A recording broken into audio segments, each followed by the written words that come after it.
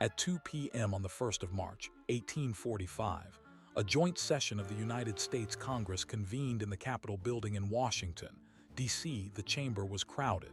The gallery was full. The mood was tense.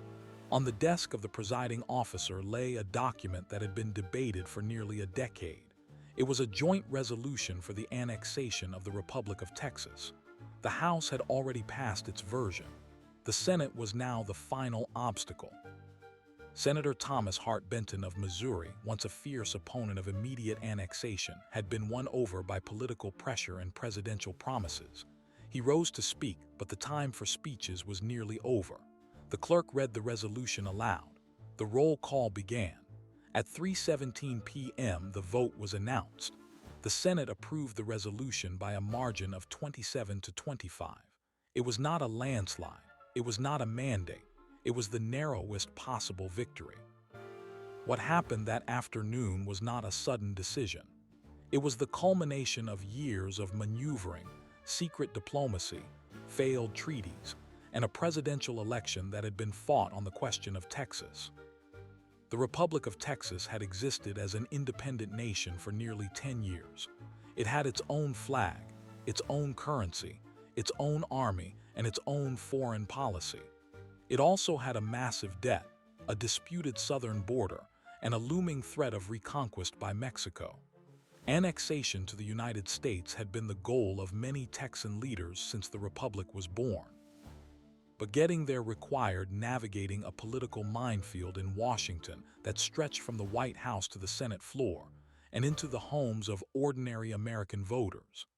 The story of how Texas became a state begins not in 1845, but in 1836, when Texas won its independence from Mexico at the Battle of San Jacinto.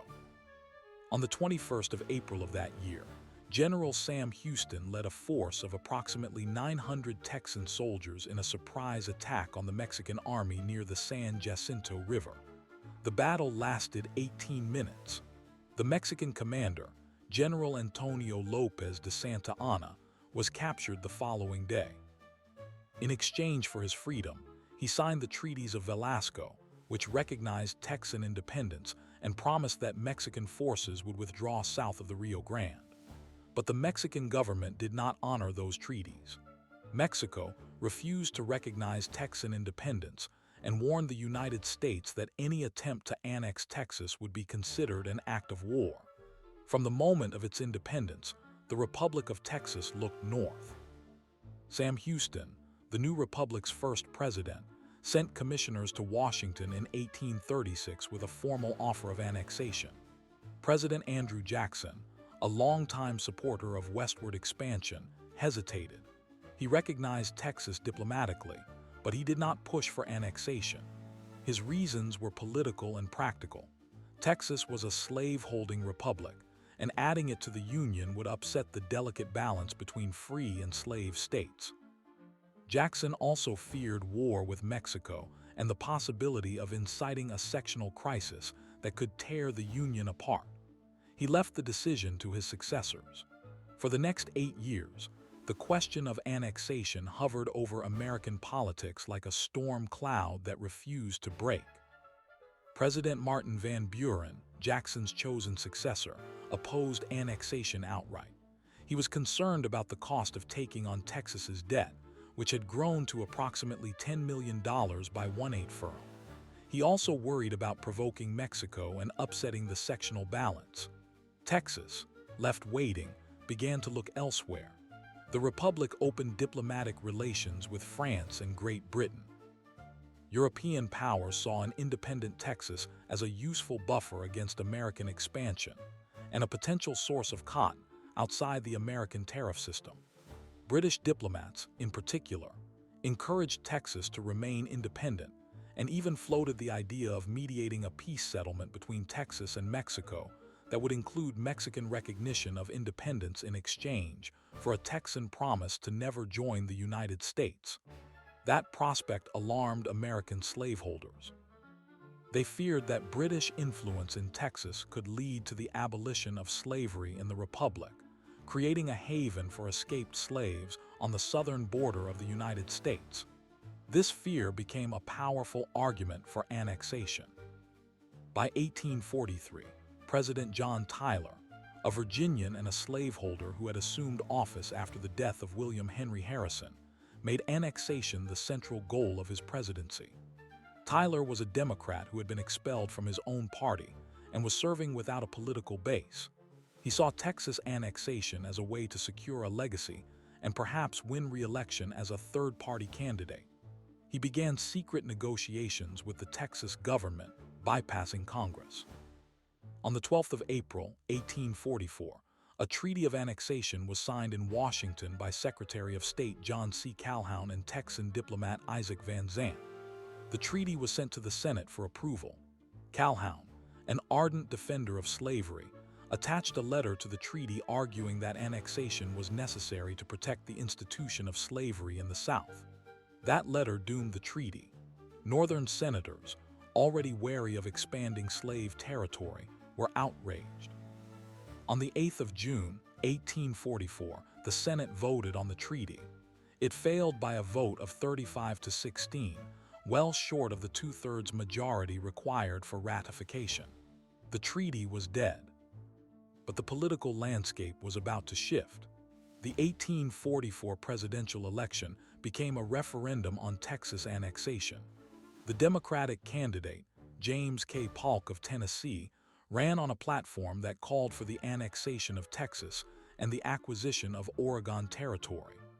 Polk was a dark horse candidate, a former Speaker of the House and Governor of Tennessee who was not expected to win the nomination. But after former President Martin Van Buren, the early frontrunner, came out against immediate annexation, Southern delegates abandoned him. Polk won the nomination on the 9th ballot at the Democratic National Convention in Baltimore. He went on to defeat the Whig candidate, Henry Clay, in a close election that turned on the votes of expansion-minded Americans in the South and the West. Clay, who had initially opposed annexation and then tried to moderate his position, lost several key states by narrow margins. Polk's victory was interpreted as a mandate for annexation. President Tyler, still in office for the final months of his term, took the election result as a signal to push forward. In his annual message to Congress in December 1844, he asked lawmakers to approve annexation by a joint resolution rather than a treaty. A joint resolution required only a simple majority in both houses of Congress and approval by the President, bypassing the Senate's treaty power. It was a procedural shortcut, but it was constitutional. The House took up the measure in January 1845 and passed it by a vote of 120 to 98 on the 25th of January. The Senate debated for weeks before approving it by the narrow margin of 27 to 25 on the 28th of February. The final vote on the conference report occurred on the 1st of March, as previously described. The joint resolution offered Texas two options. The first was immediate annexation as a state, with the United States assuming the Republic's public debt up to $10 million in exchange for Texas surrendering its public lands to the federal government. The second option was for Texas to remain independent but enter into negotiations for future annexation on different terms. The resolution also stipulated that up to 4 additional states could be carved out of Texas territory in the future, with the question of slavery in those states to be decided by their inhabitants. This provision was designed to appease both Northerners who wanted to limit slavery and Southerners who wanted to expand it. President Tyler signed the joint resolution on the 1st of March, 1845, just 3 days before the end of his term. On the 3rd of March, the day before Polk's inauguration, Tyler dispatched a courier to Texas with the official offer of annexation. The courier, a man named Andrew Jackson Donelson, was the nephew of Andrew Jackson and a trusted diplomat. He carried the resolution and a letter from Tyler urging the Texas Congress to accept without delay. Tyler did not wait for a response before leaving office. He had done what he set out to do. Polk was inaugurated on the 4th of March, 1845. In his inaugural address, he made clear that annexation was a settled question, and that the United States would defend Texas against any foreign intervention, particularly from Mexico. He also hinted at the possibility of extending American territory to the Pacific Ocean, a goal that would soon lead to war with Mexico. The offer of annexation arrived in Texas in late March. The Republic's president, Anson Jones, had replaced Sam Houston, who had served a second term from 1841 to 1844. Jones was a cautious man. He had watched the annexation debate from a distance, and he was aware of the risks. Mexico had repeatedly warned that annexation would be treated as a hostile act. The Texas Congress was split between annexationists who wanted immediate union and nationalists who wanted to preserve Texan independence as a separate republic. Jones decided to put the question before the people. He called a special session of the Texas Congress and recommended that a convention be elected to consider the annexation offer. The Texas Congress agreed. Elections for delegates to a convention were held in June 1845. The results were overwhelmingly in favor of annexation. Of the 61 delegates elected, all but one supported accepting the American offer. The convention met in Austin on the 4th of July, 1845. On the same day, the delegates voted unanimously to accept the annexation resolution. They then drafted a state constitution and submitted it to a popular vote. On the 13th of October, 1845, the people of Texas voted to approve the new state constitution and to accept annexation. The vote was 4,174 in favor and only 312 opposed. The final act came in the United States Congress. The Texas State Constitution was delivered to Washington in December 1845. President Polk certified the document and recommended that Congress approve the admission of Texas as a state. The House agreed on the 16th of December. The Senate followed on the 22nd of December. On the 29th of December, 1845, President Polk signed the resolution admitting Texas into the Union as the 28th state. The Republic of Texas officially ceased to exist. The Lone Star flag was lowered for the last time as an independent national banner. But the story does not end with the signing of a resolution. The annexation of Texas set off a chain of events that would reshape the North American continent and test the limits of the American Union. Mexico immediately broke diplomatic relations with the United States. The Mexican government had warned for years that annexation would mean war, and now it had to decide whether to follow through on that threat. American troops under General Zachary Taylor were ordered to the disputed border between Texas and Mexico, an area that both nations claimed. The boundary itself was unclear. Texas claimed the Rio Grande as its southern and western border. Mexico claimed the Nueces River, 130 miles to the north, as the true boundary of the Texan province. The strip of land between the two rivers became a flashpoint. Polk sent diplomat John Slidell to Mexico City in November 1845 with an offer to purchase the disputed territory and to buy the Mexican provinces of California and New Mexico. The Mexican government, already furious over annexation, refused to receive Slidell. Polk responded by ordering Taylor's army to advance into the disputed zone. By March 1846, American forces were encamped on the north bank of the Rio Grande, directly across from the Mexican town of Matamoros. On the 25th of April, 1846, a Mexican cavalry unit crossed the river and attacked an American patrol, killing or capturing 16 soldiers. Polk used the incident to ask Congress for a declaration of war. The Mexican-American War began on the 13th of May, 1846. The war lasted nearly 2 years and ended with the Treaty of Guadalupe Hidalgo in February 1848. Mexico recognized the Rio Grande as the southern border of Texas and ceded the territories of California and New Mexico to the United States. In return, the United States paid $15 million and assumed claims of American citizens against Mexico. The territorial gains were enormous, larger than the entire Louisiana Purchase, but the political cost was also enormous. The new territory reopened the debate over slavery in the American West, a debate that would eventually lead to the Civil War. The annexation of Texas was not just a diplomatic event. It was a fracture point in the constitutional order of the United States. The decision to admit Texas as a slave state shifted the balance of power in the Senate toward the South. The resolution also contained provisions that allowed for the future creation of up to 4 additional states out of Texan territory, all of which could potentially become slave states. This possibility alarmed northern anti-slavery forces and contributed to the growing sectional divide. There is also the question of why the annexation happened when it did, after years of failure. What changed was a combination of factors. The election of Polk, a committed expansionist, broke the political stalemate. The fear of British influence in Texas provided a strategic rationale that appealed even to some Northerners who opposed slavery. The procedural trick of using a joint resolution instead of a treaty eliminated the need for a 2/3 Senate majority.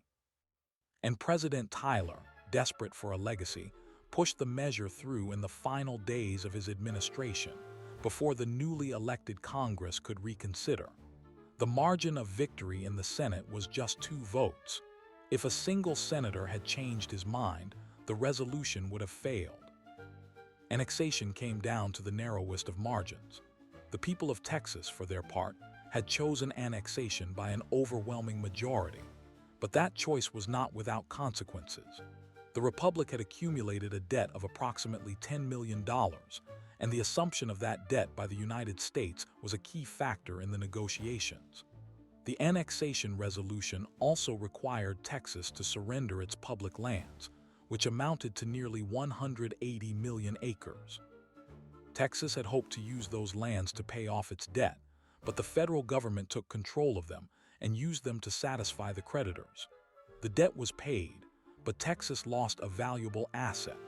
The compromise left some Texans feeling that they had given up too much for statehood. How could this have happened, given the clear warnings from Mexico and the deep divisions within the United States? The answer lies in the political psychology of expansionism in the 1840s. The idea of manifest destiny, the belief that the United States was destined by Providence to spread across the entire North American continent, had taken hold in the American imagination. It was a religious, racial, and economic doctrine wrapped into one. Expansion was seen not just as desirable, but as inevitable. Opposition to annexation was painted as unpatriotic and weak. The voices that warned of war with Mexico, of the expansion of slavery, and of the destruction of the Union were drowned out by the chorus of those who believed in the nation's destiny. President Polk was a believer in that destiny. He was a quiet, determined man who had run for office on a clear platform of territorial expansion. He achieved every goal he set for himself in his 4 years in office. He settled the Oregon boundary with Britain. He acquired California and the Southwest from Mexico. He lowered the tariff. He established an independent treasury, and he annexed Texas. But he also presided over a war that cost thousands of lives and deepened the sectional hatreds that would eventually tear the country apart. The annexation of Texas, which seemed like a triumph at the time, was also a step toward catastrophe. The annexation process also revealed the fragility of American political institutions. The use of a joint resolution to bypass the treaty process was controversial. Critics argued that it set a dangerous precedent, allowing a simple majority in Congress to accomplish what the Constitution had reserved for a supermajority of the Senate. The debate in Congress was bitter and personal. Senators accused each other of betraying the Union. John C. Calhoun warned that failure to annex Texas would lead to the dissolution of the Union. Thomas Hart Benton, who had been a loyal Jacksonian, broke with the administration and nearly lost his seat. The session ended with friendships destroyed and alliances shattered. The annexation of Texas is often told as a simple story of expansion and statehood, but the reality is more complicated. It is a story of political calculation, diplomatic brinkmanship, and a nation divided against itself. It is a story of how a small republic, born out of revolution and desperate for security, gave up its independence in exchange for the protection of a larger power. and it is a story that raises questions that remain unanswered. What would have happened if the Senate had rejected the joint resolution? Would Texas have become a British protectorate? Would it have remained an independent republic, a small nation between two giants? Would war with Mexico have been avoided? The margin was 2 votes. The trajectory of the continent changed because of those 2 votes. On the 1st of March, 1845, President John Tyler signed the joint resolution for the annexation of Texas into law. The act was done in the final hours of his administration, a last legacy for a president who had been expelled from his own party and served most of his term without a political home. The document itself was plain. It granted Texas the right to become a state on the condition that it submit its constitution for approval and relinquish its public lands. The ink was barely dry before messengers were dispatched to the Texan capital in Washington on the Brazos. The offer was official. Texas had been invited to join the Union, but it still had to accept. The Texan Congress was already assembled in Austin when the news arrived. On the 21st of June, 1845, they voted overwhelmingly in favor of annexation. A convention was called to draft a state constitution. The delegates met in July and finished their work by August. The Constitution they produced protected slavery, prohibited the emancipation of slaves without the consent of their owners, and barred free blacks from living in the state. It was a document that reflected the priorities of the planter class that had led the Revolution. On the 13th of October, 1845, the people of Texas went to the polls. They approved the Constitution by a vote of 4,154 to 257. An overwhelming majority had chosen statehood. What happened next was a scene that would be repeated across the American frontier for decades. On the 29th of December, 1845, President James K. Polk signed the resolution admitting Texas into the Union as the 28th state. The Lone Star flag of the Republic of Texas was lowered for the last time on the 19th of February, 1846, in a ceremony in Austin. The first governor of the new state, James Pinckney Henderson, gave a speech that was freighted with both pride and uncertainty. The Republic was gone. The state had taken its place. The transfer of power was peaceful and orderly, but the peace would not last. Mexico had broken diplomatic relations in March 1845. The Mexican government declared that the annexation was an act of aggression. The American minister to Mexico was recalled. The border dispute, which had been simmering for years, became a powder keg. The United States claimed the Rio Grande as the southern boundary of Texas. Mexico insisted that the Nueces River, more than 100 miles to the north, was the true border. The strip of land between the two rivers was sparsely populated, but it was contested. President Polk ordered General Zachary Taylor to lead an army into that disputed zone in July 1845. By October, Taylor's forces had reached the Nueces River and set up camp. They waited. Polk sent John Slidell to Mexico City in November with a mission to purchase the disputed territory and to buy the provinces of California and New Mexico. The Mexican government refused to receive him. Slidell remained in the city for months, hoping for a change of heart. None came. In March 1846, Polk ordered Taylor to advance to the Rio Grande. On the 28th of March, American troops arrived on the north bank of the river, directly across from the Mexican town of Matamoros. They built a fortified position and began to construct a cannon battery. The Mexican commander, General Mariano Arista, demanded that the Americans withdraw. Taylor refused. On the 24th of April, 1846, a Mexican cavalry unit of about 1,600 men crossed the Rio Grande. On the following day, they encountered a small American patrol of 63 dragoons under Captain Seth Thornton. A skirmish broke out.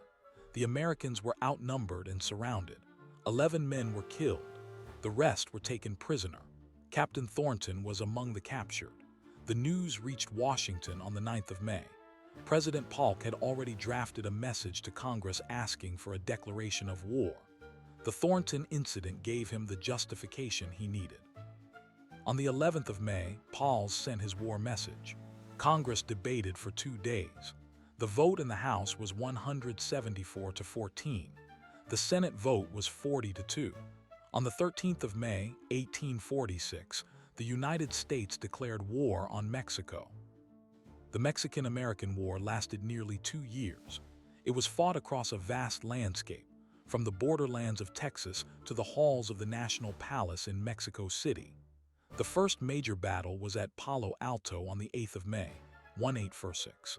American forces under General Taylor defeated a larger Mexican army using superior artillery.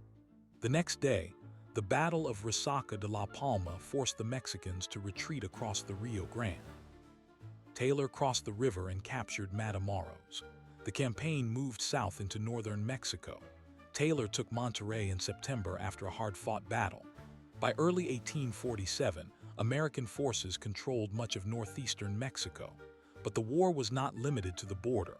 President Polk ordered a second front, an amphibious invasion of the Mexican heartland. General Winfield Scott, the senior commander of the United States Army, led a force of 12,000 men. They landed at the port of Veracruz in March 1847. The city was bombarded into submission.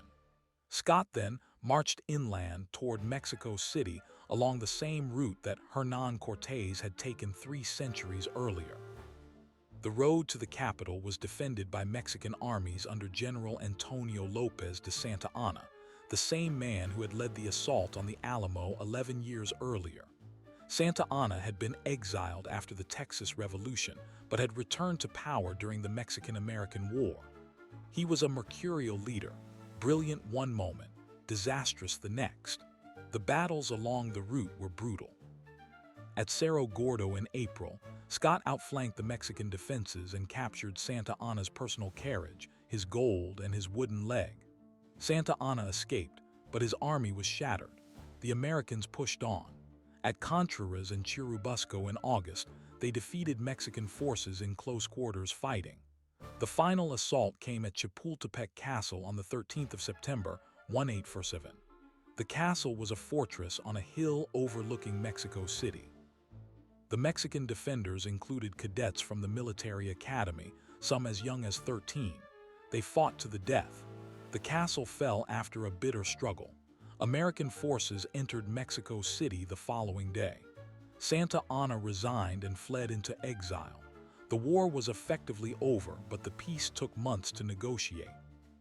The treaty was signed at the village of Guadalupe Hidalgo on the 2nd of February, 1848. Under its terms, Mexico recognized the Rio Grande as the southern border of Texas. It also ceded the territories of California and New Mexico, an area that included present-day California, Nevada, Utah, most of Arizona and New Mexico, and parts of Colorado and Wyoming. In total, Mexico gave up more than 500,000 square miles of territory. The United States paid $15 million and assumed claims of American citizens against Mexico, amounting to about $3 million more. The war had cost thousands of lives. Estimates vary, but the number of American soldiers who died directly from combat was around 1,700. Disease killed more than 11,000 additional men. Mexican casualties were far higher, perhaps as many as 25,000 soldiers and many more civilians. The territorial gains were immense.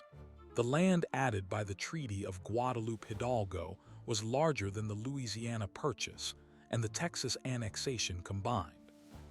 The nation that had spanned the Atlantic to the Mississippi in 1783 now stretched from the Atlantic to the Pacific by 1848. The dream of manifest destiny had been fulfilled, but the fulfillment came at a price. The new territory reopened a debate that had been dormant for decades, whether slavery would be allowed in the lands acquired from Mexico. The question was not new. The Missouri Compromise of 1820 had drawn a line across the Louisiana Purchase, north of which slavery was prohibited. But the Mexican cession lay west of the Louisiana Purchase, so the line did not apply. The issue fell to Congress. Representative David Wilmot of Pennsylvania introduced a proviso in August 1846. Before the war even ended, that would ban slavery from any territory acquired from Mexico. The Wilmot Proviso passed the House 3 times but was defeated in the Senate. It never became law, but it set the terms of the debate for the next 15 years. The fight over the expansion of slavery into the West became the central political issue of the era. The annexation of Texas and the subsequent war with Mexico had accelerated the path to civil war. Southern slaveholders had gained a vast new territory. Northern opponents of slavery were determined to stop its spread. The Compromise of 1850, which admitted California as a free state and allowed the territories of New Mexico and Utah to decide the slavery question by popular sovereignty, was a temporary truce. It did not resolve the underlying conflict. The Kansas-Nebraska Act of 1854, which repealed the Missouri Compromise and allowed slavery in territories north of the Old Line, was a direct result of the issues raised by the Mexican Cession. The violence that followed in Kansas, the rise of the Republican Party, the Dred Scott decision, and the election of Abraham Lincoln were all steps on a road that led to the firing on Fort Sumter in April 1860. The human consequences of the annexation and the war were not limited to the battlefield. The Treaty of Guadalupe Hidalgo guaranteed the protection of property and civil rights for Mexican citizens living in the ceded territories. In practice, those guarantees were often ignored. Land grants made by the Mexican government were challenged in American courts. Many Mexican families lost their lands through litigation, fraud, or economic pressure. The Hispanic population of the Southwest became a minority in a land they had occupied for generations. The legacy of that dispossession persists in the social and political tensions of the American West today. For Texas, the transition from republic to state was not without its complications. The new state had to establish a legal system, a court system, and a government from scratch. The Constitution that had been written in 1845 remained in effect, with revisions until the Civil War. The state government took over the responsibilities that had been handled by the Republic: defense, diplomacy, mail, and roads. The United States assumed the Republic's debt of roughly $10 million, but only after Texas surrendered its public lands. Those lands, nearly 180 million acres, became federal property. The federal government used them to pay off the creditors, but the deal left Texas without the resources it had planned to use for infrastructure and education. The compromise was typical of the annexation process: benefits for some, losses for others, and a lingering sense that the agreement had been driven more by necessity than by fairness.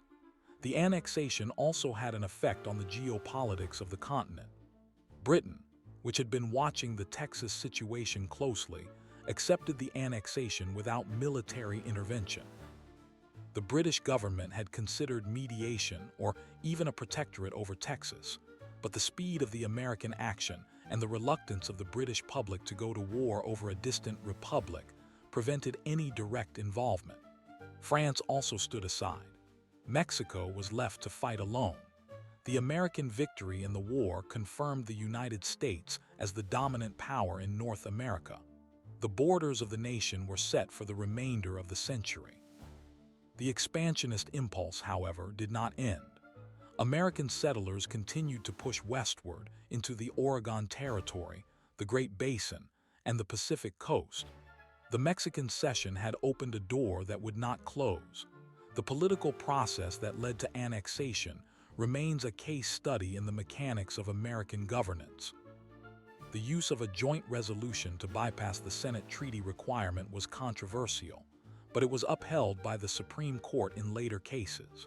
The precedent established that Congress could admit new states by simple majority, without the need for a supermajority in the Senate. That precedent has never been overturned. Every subsequent state admitted to the Union, from California to Hawaii, has entered through a joint resolution.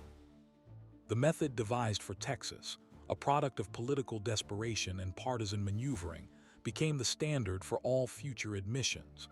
The annexation of Texas also revealed the limits of presidential power in the 19th century.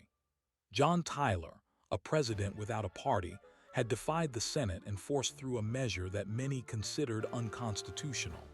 His actions were condemned at the time, but they were not reversed. The Constitution, it turned out, was malleable enough to accommodate the will of a determined executive and a compliant Congress. The checks and balances that were supposed to prevent such a unilateral expansion had failed, or rather, they had been circumvented by the careful design of the joint resolution. The lesson was not lost on later presidents who sought to expand the nation's borders. Why does the annexation of Texas still matter? The answer lies in the unresolved questions it left behind. The war with Mexico created a legacy of distrust and resentment between the United States and its southern neighbor.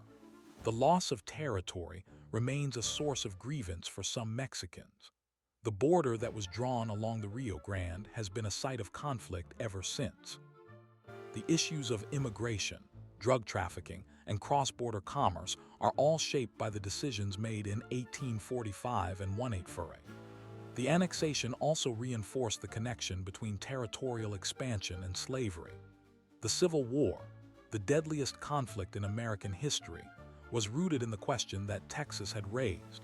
Would the United States be a nation where slavery could expand, or would it eventually be contained and abolished? The republic that became a state is a reminder of how quickly history can turn on a single vote. The margin in the Senate was 2 votes. If Senator William Greene of Rhode Island had not switched his position at the last moment, the resolution would have failed. If the Senate had rejected annexation, Texas might have remained an independent republic, perhaps aligned with Britain or France. The Mexican-American War might not have occurred, or it might have taken a different shape. The boundaries of the United States might have ended at the Sabine River, not the Pacific. The trajectory of a continent was altered by the decisions of a few men in a crowded chamber. The story of Texas annexation is not a simple tale of progress or destiny. It is a story of political calculation, of deals made in secret, of threats delivered and accepted. It is a story of a nation divided against itself, willing to risk war to expand its reach. It is a story of people who were not consulted, of Mexican citizens who became Americans against their will, of enslaved people who were moved into new territory in chains. The Lone Star of Texas was not just a symbol of independence. It was a marker of the forces that were pulling the American Republic apart. And when it was folded into the stars and stripes, the Union gained a state, but it also gained a wound that would not heal. On February 19, 1846, the flag of the Republic of Texas was lowered for the last time in Austin. A single cannon shot rang out. The stars and stripes rose in its place. The ceremony was brief. President Anson Jones handed over the authority of the Republic to the new state government. The Lone Star flag, the one that had flown over a sovereign nation for nearly a decade, was folded and placed in a box. The crowd cheered, but not everyone was celebrating. Many Tejanos, the Mexican-born residents of Texas, watched with quiet unease. They had lived through one revolution and were now part of a country where their legal protections were uncertain. The transition appeared smooth. Underneath, the machinery of annexation was still running. What happened in the weeks that followed? The United States Army moved into Texas. General Zachary Taylor, a career soldier who would later become president, arrived with a force of about 3,000 men. His orders were to secure the new border. The boundary was supposed to be the Rio Grande, but Mexico had never accepted that line. Mexican officials insisted that the Nueces River, more than 100 miles to the north, was the true limit of Texas. The disputed strip between the two rivers was sparsely populated. It was mostly scrubland, mesquite, and rattlesnakes, but it became the flashpoint for war. Taylor's army marched from Corpus Christi to the Rio Grande. They arrived at the river near a small settlement called Matamoros on the Mexican side. On March 28, 1846, American soldiers began constructing a fort directly across from Matamoros. The Mexican commander, General Francisco Mejia, sent a warning. The Americans were on Mexican soil. Taylor ignored it. The Mexican government in Mexico City, facing internal instability and a weak economy, could not afford a war, but it could not afford to appear weak either. President José Joaquín de Herrera was caught between American expansion and Mexican pride. He tried to negotiate. He sent envoys to Washington. They got nowhere. The American Congress had already authorized the annexation. The troops were already in place. Diplomacy had become an afterthought. On April 24, 1846, a Mexican cavalry unit crossed the Rio Grande. They attacked a small American patrol near the river. 16 American soldiers were killed or wounded. The rest were captured. When news reached Washington, President James K. Polk had the casus belli he needed. On May 11th, he delivered a message to Congress. He declared that American blood had been shed on American soil. He did not mention that the soil was disputed. He did not mention that the patrol had been sent into the contested zone. He presented the attack as an unprovoked invasion. Congress voted overwhelmingly for war. The declaration passed the House by a vote of 174 to 14. The Senate approved it by 40 to 2. Among those voting against it was a young congressman from Illinois named Abraham Lincoln. He asked where exactly the spot of American blood had been shed. He was ignored. The war with Mexico lasted nearly 2 years. It was fought across a vast territory: northern Mexico, California, New Mexico, and the interior provinces. American forces, led by General Taylor and General Winfield Scott, won a series of victories. The Mexican army, poorly equipped and poorly led, could not mount a sustained defense. By September 1847, American troops had entered Mexico City. The war was effectively over. The Treaty of Guadalupe Hidalgo, signed on February 2, 1848, confirmed the American claim to Texas and added an enormous swath of land. California, Nevada, Utah, Arizona, New Mexico, Colorado, and parts of Wyoming, Kansas, and Oklahoma. Mexico lost about half of its territory. The United States paid $15 million and assumed about $3 million in claims from American citizens against Mexico. It was not a purchase. It was a conquest followed by a settlement. The annexation of Texas had triggered a war that reshaped the continent. But the war itself raised new questions. What would be done with the land? Who would live on it? Would slavery be allowed in the new territories? These questions had been simmering since the Missouri Compromise of 1810. That compromise had drawn a line at the 36th parallel, north of which slavery was prohibited except in Missouri. The new territories stretched far beyond that line. The debate in Congress was fierce. Representative David Wilmot of Pennsylvania proposed an amendment to a spending bill in 1846 that would ban slavery in any territory acquired from Mexico. The Wilmot Proviso passed the House but failed in the Senate. It was never enacted, but it exposed the fault line. Southern senators argued that slavery had a constitutional right to expand. Northern representatives argued that Congress had the power to restrict it. The argument would not be settled by debate. The human cost of the war was not limited to soldiers. The Mexican population in the ceded territories numbered around 80,000. Under the treaty, they were granted American citizenship and the right to keep their property. In practice, they faced the same pressures that the Tejanos had faced after the Texas Revolution. Land grants were challenged. Courts ruled against them. Fraud and intimidation were common. The Hispanic communities of the Southwest became second-class residents in their own homeland. The legacy of that displacement can still be seen in the poverty, the political marginalization, and the cultural erasure that persists in parts of New Mexico, Arizona, and Texas today. At the same time, the annexation had immediate consequences for the Native American tribes of Texas. The Republic of Texas had pursued a policy of removal and extermination against the Comanches, the Apache, and other tribes. The United States government, now responsible for the new state, attempted to continue that policy but with less brutality. A series of treaties were signed, each one promising peace and land rights. Each one was broken. The Comanches, who had dominated the Texas plains for a century, were gradually pushed out of their territory. By the 1870s, they were confined to reservations in Oklahoma. The story was the same for the Kiowas, the Wichitas, and the Caddos. The expansion of the United States into Texas meant the end of independent native life in the region. The annexation also transformed the economy of Texas. The Republic had struggled to attract investment and settlers. The state, now part of a larger nation, saw a surge of immigration. Settlers from the American South arrived by the thousands. They brought slaves with them.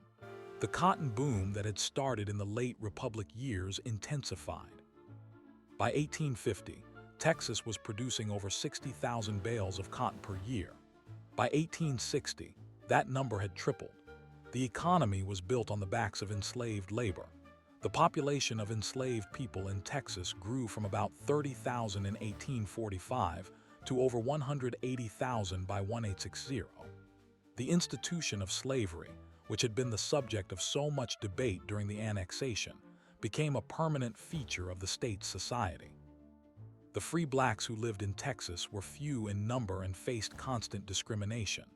The state legislature passed laws restricting their movement, their rights to own property, and their ability to testify in court.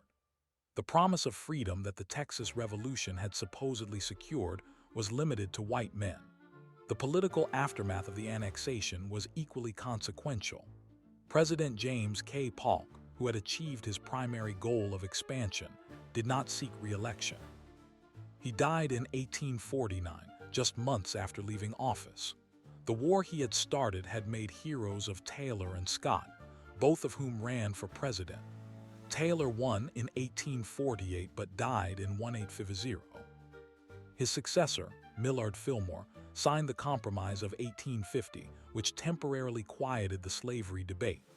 The compromise included a stronger fugitive slave law, which outraged Northern abolitionists. The calm did not last. The annexation of Texas had given the slaveholding South a vast new territory.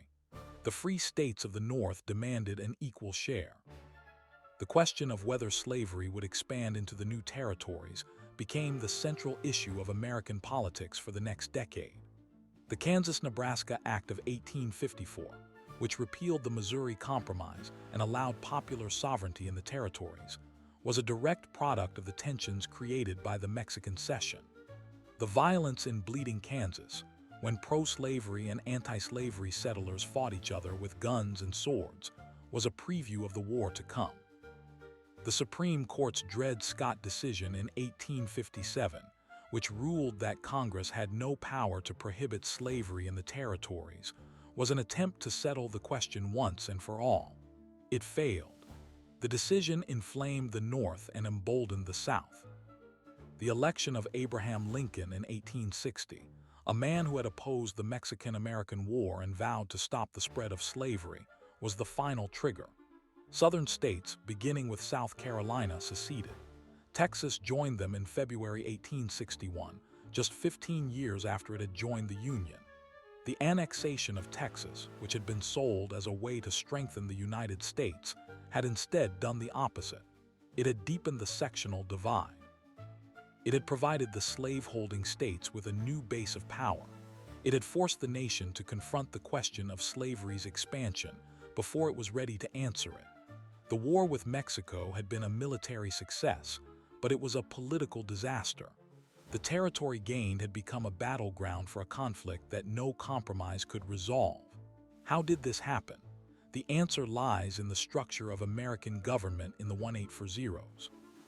The political system was designed to balance the interests of slave and free states. The annexation of Texas upset that balance. The admission of Texas as a slave state gave the South a temporary majority in the Senate. But the balance of power shifted as the North grew faster in population and economic strength. The South, fearing that it would eventually be outvoted, pushed for expansion to maintain its influence. The North, seeing the South's expansion as a threat to free labor and democratic ideals, resisted. The result was a series of violent confrontations that could not be settled by legislation. The system that had worked for 70 years broke down under the weight of territorial expansion. The annexation of Texas also demonstrated the limits of American democracy. The decision to annex was made by a small group of men in Washington, often in secret. The people of Texas were not consulted directly. The people of Mexico were not consulted at all. The enslaved people who were brought to Texas had no voice. The native tribes whose lands were taken had no legal standing. The expansion of the United States was sold as the March of Liberty, but it was built on the displacement of millions. The rhetoric of manifest destiny, which claimed that America had a divine right to spread across the continent, masked the violence and injustice that accompanied every step. The legacy of the annexation is still visible in the Texas of today. The state's identity is deeply tied to its brief period of independence. The flag of the Republic is still used as a symbol of Texas pride. The idea that Texas can secede from the Union, though legally impossible, persists in political rhetoric. The border with Mexico, which was drawn in the aftermath of the war, remains a source of tension. The Rio Grande is still a line of division, not just between two nations, but between two worlds. The wealth of Texas, built on oil and agriculture, was made possible by the land that was taken. What does the annexation of Texas mean for the United States as a whole? It means that the nation's boundaries were not predetermined. They were the result of political maneuvering, military force, and the willingness to ignore the rights of others. The process of annexation set a precedent for future acquisitions. Hawaii was annexed by joint resolution in 1899. Puerto Rico and the Philippines were taken by war. The expansion of the United States was not a natural destiny. It was a choice made by men who believed that the nation's growth justified any means. The story of Texas annexation is not a simple narrative of triumph. It is a story of power, greed, and a divided nation. The republic that became a state was not a model of democracy. It was a place where slavery was legal, where Native Americans were hunted, and where Tejanos were marginalized. The annexation was not a victory for freedom. It was a victory for the slave-holding interest. The war that followed was not a defensive action. It was a war of conquest. The consequences of that war shaped the United States for generations. The Civil War, the Reconstruction, the Civil Rights Movement, and the current debates over immigration and border control all trace their roots back to the decisions made in 1845. The annexation of Texas was a single event, but it changed the course of a continent. It is worth remembering not as a story of inevitable expansion, but as a story of choice, and of the heavy price that those choices exacted. On February 19, 1846, in the capital city of Austin, a formal ceremony marked the transfer of sovereignty. The Republic of Texas flag was lowered. The stars and stripes were raised. President Anson Jones, the last president of the Republic, spoke to the crowd. He said, "The final act in this great drama is now performed. The Republic of Texas is no more."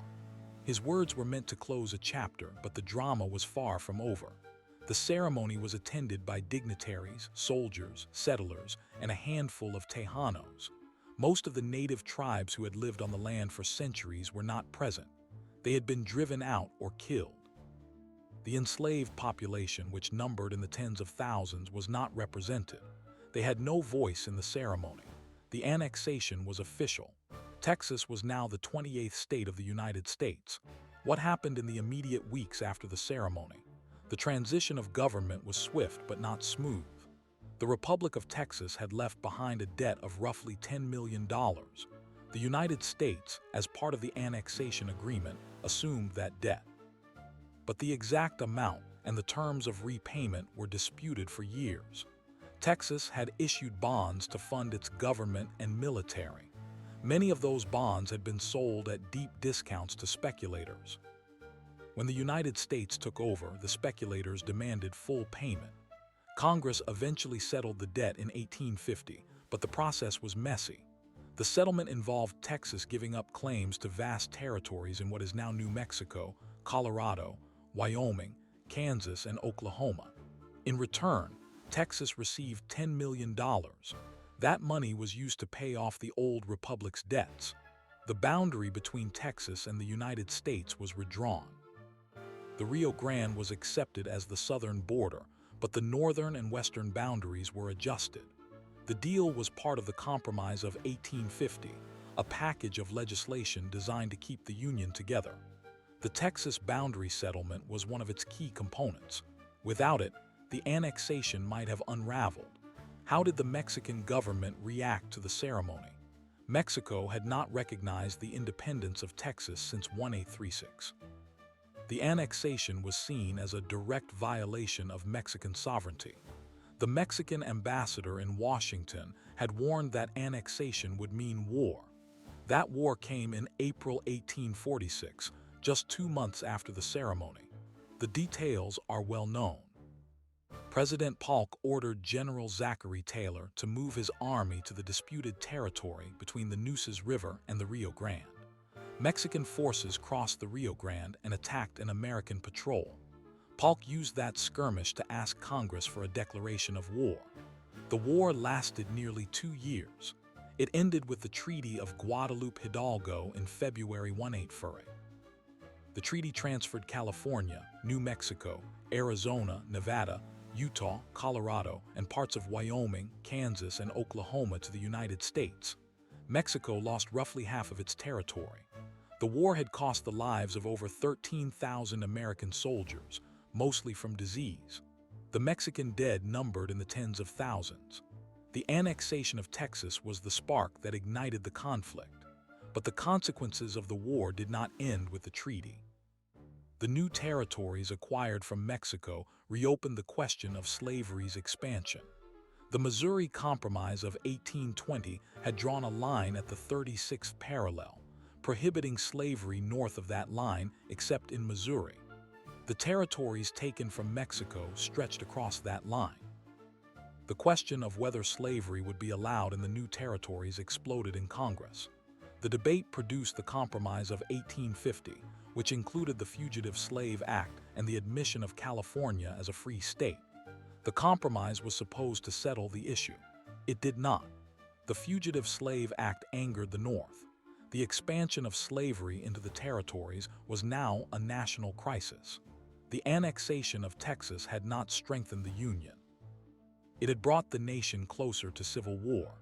The state of Texas itself faced its own internal struggles. The new state government had to establish a legal system, a tax system, a land office, and a militia. The land grant system that had been used by the Republic was continued. Millions of acres were given to railroads, schools, and settlers. The land grants were often corrupt. Speculators and politicians carved out large estates. The small farmer, who had been the ideal of American expansion, often found himself competing with large plantation owners. The cotton boom intensified. By 1850, Texas was the fourth largest cotton producer in the United States. By 1860, it was the second largest, behind only Mississippi. The labor that produced that cotton was enslaved. The enslaved population of Texas grew from about 30,000 in 1845 to over 180,000 by 1860. The entire economy of the state was based on slave labor.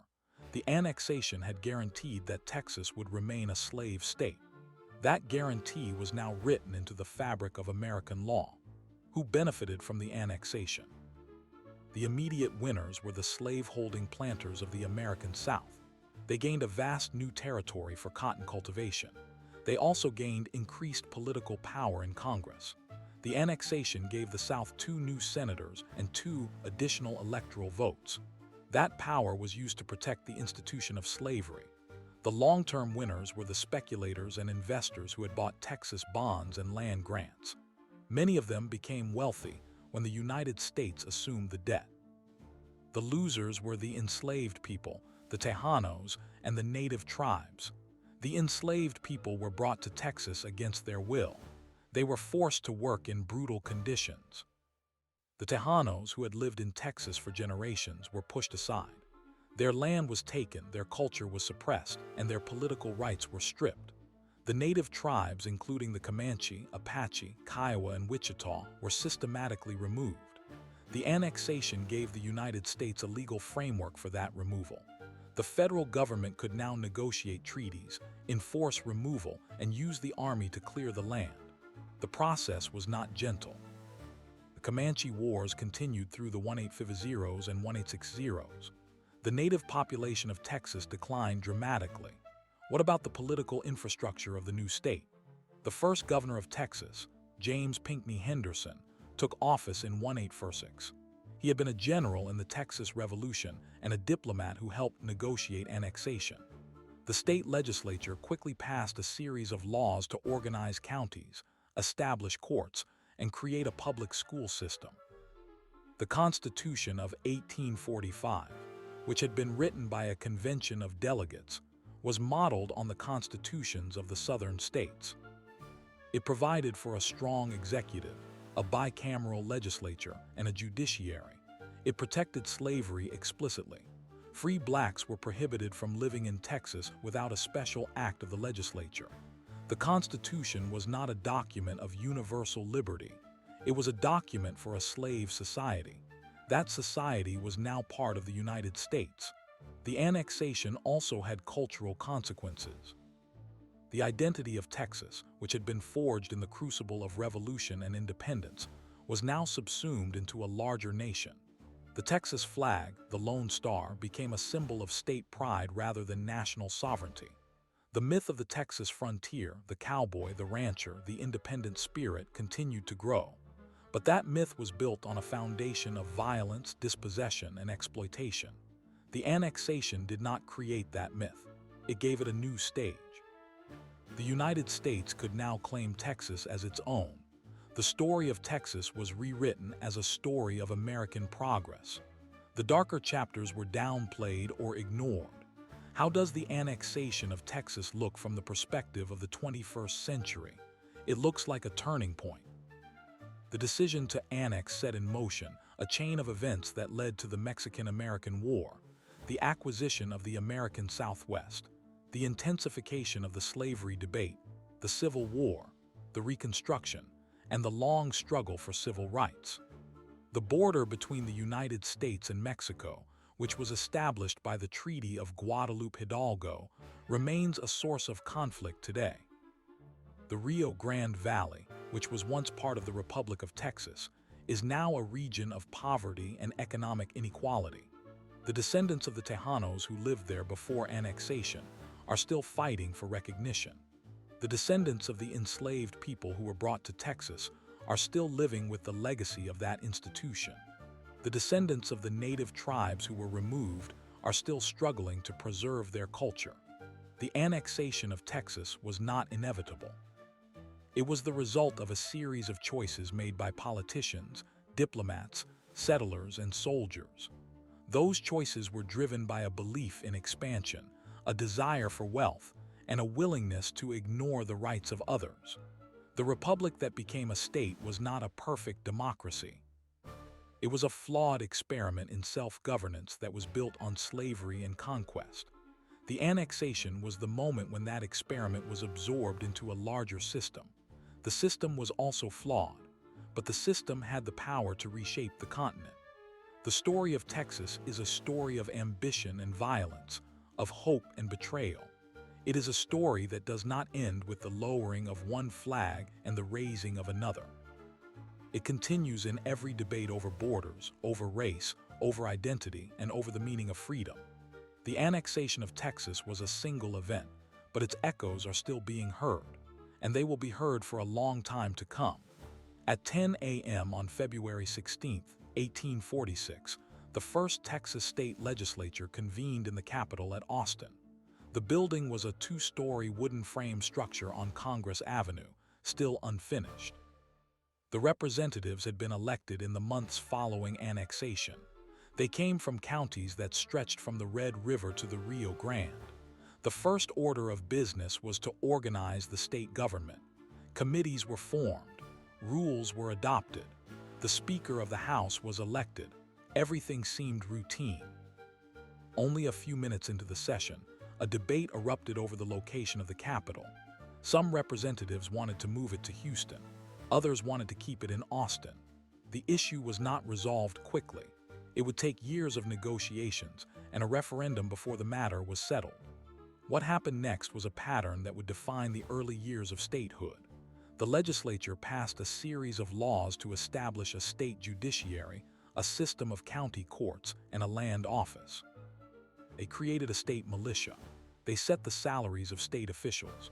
They also passed a law to enforce the collection of debts owed to the Republic of Texas. The Republic had left behind a debt of roughly $10 million. The United States had agreed to assume that debt in the Annexation Treaty, but only up to a limit. The rest was left to the state. The state needed revenue. The primary source of revenue was land sales. The legislature authorized the sale of millions of acres of public land. The buyers were often speculators from the East. They paid pennies per acre. The land had belonged to the Republic. Now it was being sold to private investors. The small farmer found himself priced out of the market. At 2:30 p.m. on March 1, 1846, the legislature received a message from Governor James Pinckney Henderson. He informed them that the United States had ordered federal troops to the Rio Grande. The border dispute with Mexico was escalating. The Mexican government had refused to recognize the annexation. They considered Texas a rebel province. The Rio Grande was the claimed border of Texas. Mexico claimed the Nueces River, 150 miles to the north. The United States sent General Zachary Taylor with an army to the Rio Grande. The legislature voted to support the federal government. They authorized the creation of a state volunteer force. The Mexican-American War had begun. The annexation of Texas was no longer a diplomatic question. It was a military one. What happened next changed the course of the war and the future of the state. On April 25, 1846, Mexican cavalry crossed the Rio Grande and attacked a United States patrol. The skirmish gave President Polk the casus belli.